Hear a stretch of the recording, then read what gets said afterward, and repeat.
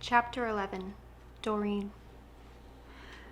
Doreen was jamming to some dance tunes, so at first she didn't hear the light tapping of squirrel claws on her bedroom window. Music was kind of emotional food to Doreen. She was always hungry for literal food. There didn't seem to be enough in the world to quiet her demanding belly. Her crazy high metabolism and thick, powerful muscles needed constant nourishment, and sometimes her emotions were like that. Yipping and yapping and desperate for something. Dancing hard to good music was like an all-you-can-eat buffet for her feelings.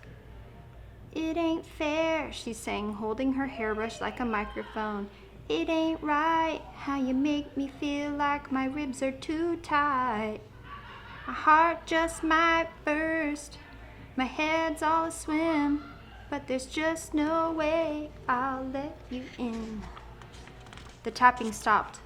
Doreen spotted Tippy Toe, who was staring at her with round, wet eyes. She threw open the window. "Not you, Tip. I'll always let you in. I'm just trying to jam away some feelings." "Chick-a-chick," said Tippy Toe. "The dogs? Well, you kind of have to expect crazy from wild dogs, right?" said Doreen. "Chick-a-chick-chick," Tippy Toe said. "That's terrible, but I'm not supposed to go out." "Chuck-chuck." "Well, if you've got a big meeting of squirrel families tonight, I can certainly understand why you'd want to make sure the dogs wouldn't be a problem. And it's not just Doreen Green style to let down her BSFF AEAE. But I can't go anywhere but my babysitting job tonight. I'm grounded, like a tree squirrel whose parents made her live in a burrow while she thinks very hard about her life choices." Tippy Toe sneezed a disappointed sneeze. The sound struck Doreen like a tiny arrow in her loyal heart. She was, in no uncertain terms, totally bummed to be letting down her friend. After Tippy left, Doreen packed her babysitting bag with all of baby Dante Santino's favorites: cow puppet, board book about frogs, horsehead mask, and squeaky toy shaped like a banana, adding her bare-eared hoodie and the utility belt the LARPers made for her. Then she removed the hoodie and belt. Then she put them back on again. What could it hurt, just to check that a friend was okay? She leaped down the stairs just before tucking in her tail. Leaping was always easier with a 5-foot tail out for balance. "Mom, I'm going to the Santinos," she called from the front door. Doreen expected her mom to say, "Already? Aren't you early?" But instead she just said, "Okay, have fun." Doreen stopped in the threshold and sighed. Then she went back. Her mom was in her studio in the front room, painting tiny faces onto tiny sculptures of elves. "I know I'm grounded, but I'm going to go to the park on the way because Tippy Toe needs my help, okay?" Maureen Green frowned. The grumpy cat face embroidered on her sweatshirt seemed to mirror her own expression. She pointed at Doreen with a paintbrush, size 000. "No tail?" she asked. "No tail," said Doreen. "I promise." A tiny voice inside Doreen's head whispered, "Maybe she's ashamed of you. Maybe she wants you to hide your tail because she thinks you're a freak." "Nuh-uh," Doreen thought at it. "Uh-huh," the tiny voice argued back, sounding a bit like Mike. "Why else the obsession with hiding your tail? Maybe the other kids wouldn't really be jealous, like she's always said. Mike certainly wouldn't be." Doreen couldn't argue with that. Maureen was still considering the situation. Finally, she said, "Okay then, a green never lets down a friend."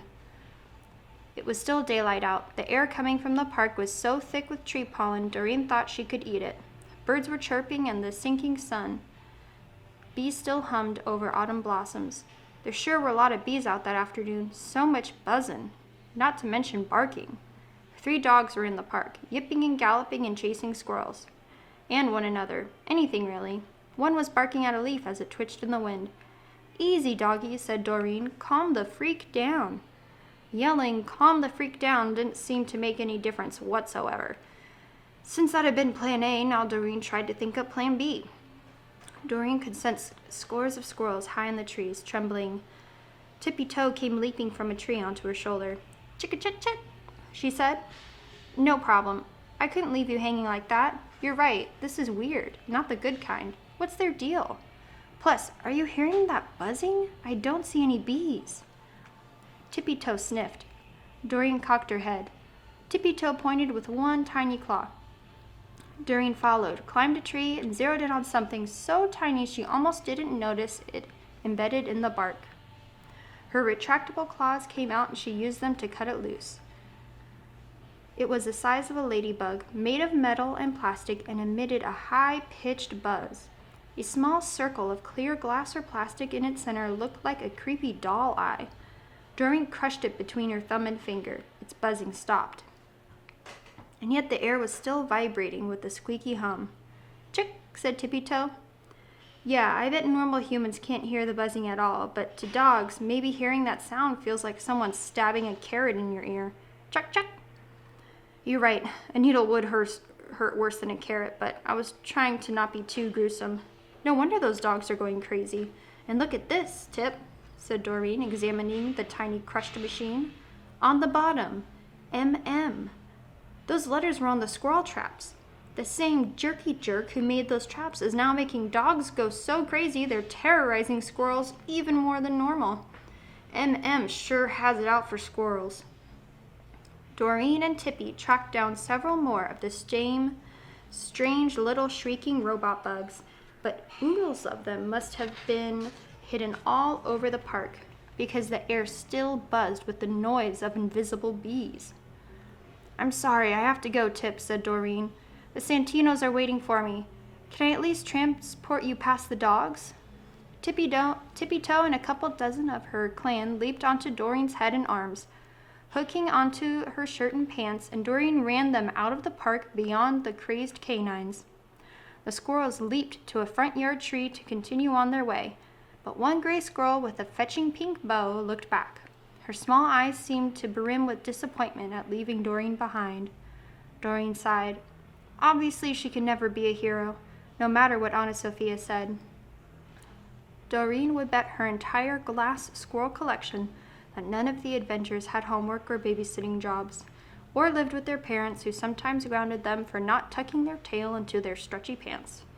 Then again, a number of Avengers did wear stretchy pants.